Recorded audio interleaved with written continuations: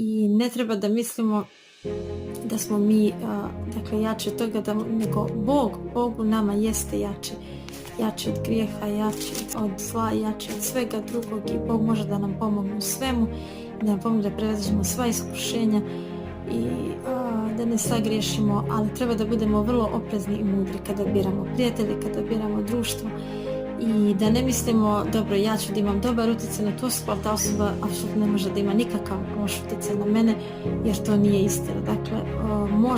može i hoće, imat će ako ti to dozvoliš i ako ti